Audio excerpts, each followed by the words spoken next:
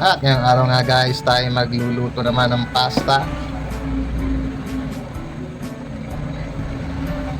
Siyempre lulutuin natin guys ay carbonara ni kanayon. Ito nga, pinapalambot na lang natin yung ating pasta mga kanayon. At sa palagay ko, kasi ngayon mga kanayon, matigas pa yung ating pasta. Kaya lalagain lang natin ng kaunti pa. At siya ay luto na mga kanayon.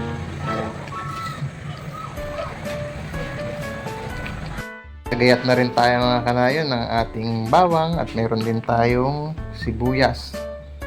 Ayan. Medyo malalaki nga mga kanayon yung ating pagkakagayat niyan dahil masyadong matalim yung ating kutsilyong ginamit dyan. Pero goods na yan mga kanayon.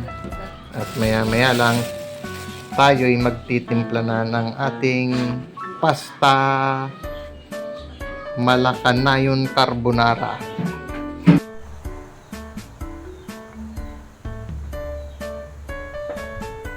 Siyempre mga kanayon, magpa-fried chicken din nga tayo mamaya ng Malakanayon fried chicken. Ayan.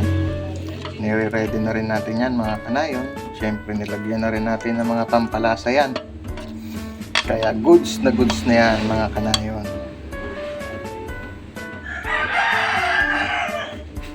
At ito na nga mga kanayon, hinuhugasan na natin yung ating pasta. Siyempre, papaigahan na natin yan mga kanayon.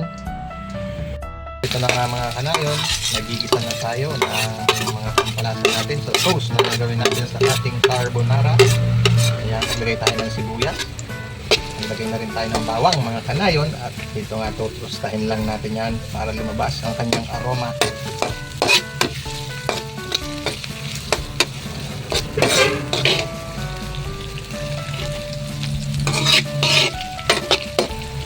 Halu-haluin lang natin mga kanayon nang sa kanon ay pantay yung kanyang pagkakatusta.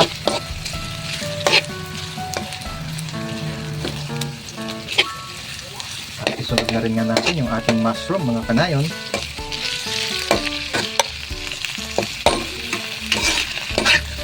Halu-haluin lang natin ito. Ganito lang kasimple ang pagluluto ng inyong kanayon sa pasta carbonara. At kung gusto nyo namang magluto, sundan nyo lang yung ating video sa kanayon. At isusunod naman natin maya maya yung tuna.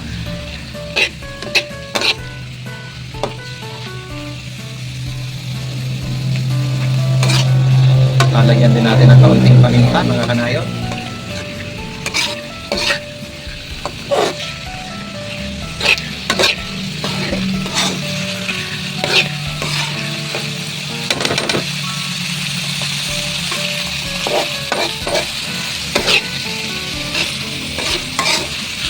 Pagkatapos ilagay natin yung ating tuna na magpapalasa sa ating sauce mga kanayon.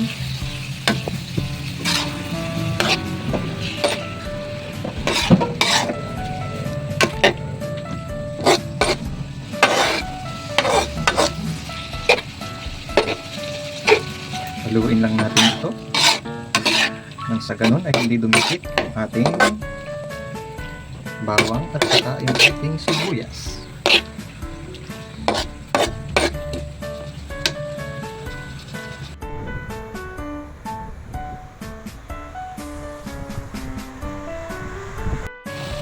At ito na nga mga kanayon, susunod naman natin yung ating Nestle cream.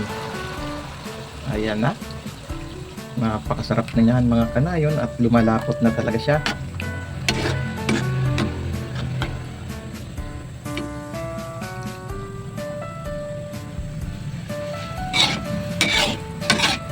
Imekos-mekos lang ulit natin yan mga kanayon. Siyempre, pagkatapos na natin ilagay yung ating Nestle cream, susunod naman natin yung ating evaporada.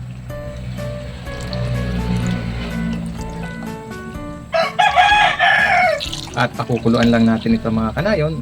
Siyempre, goods na yan para sa ating pasta. Ang pasta Malakanayon ni kanayon. Ayan. At pakukuluan lang po natin ulit yan. Ito nga mga kanayon, halu-haluin lang natin. Pagkatapos, lalagyan natin ng cheese. Ayan. Pumapatak-patak na mga kanayon yung ating cheese na magpapasarap. Siyempre, yan yung pinakamasarap dyan mga kanayon. Kapag maraming cheese, lalong mas masarap yan. Ayan mga kanayon, yung ating cheese. Kinikewar-kewar na yan mga kanayon.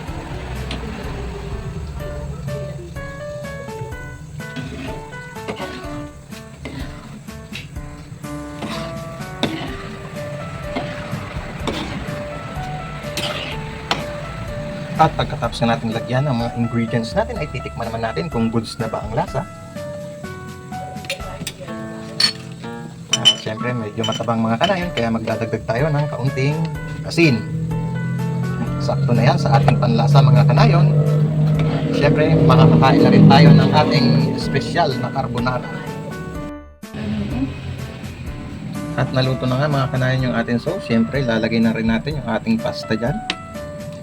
Halu-haluin lang natin mga kanayon habang nilalagay natin yung pasta. At ready na tayong kumain ito mga kanayon. And goods na rin ito. Siyempre para do sa ating mga bulilit. Sarap na naman sila dito mga kanayon. Ayan nga. Lutong-luto na siya mga kanayon.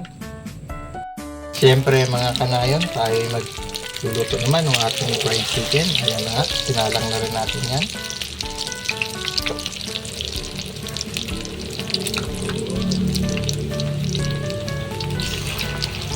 Ganito yung mga lutong bahay natin mga kanayon na hindi naman mahirap lutuin. Siyempre kahit kayo, kaya nyo rin sa inyong mga bahay itong ginagawa natin pagluluto.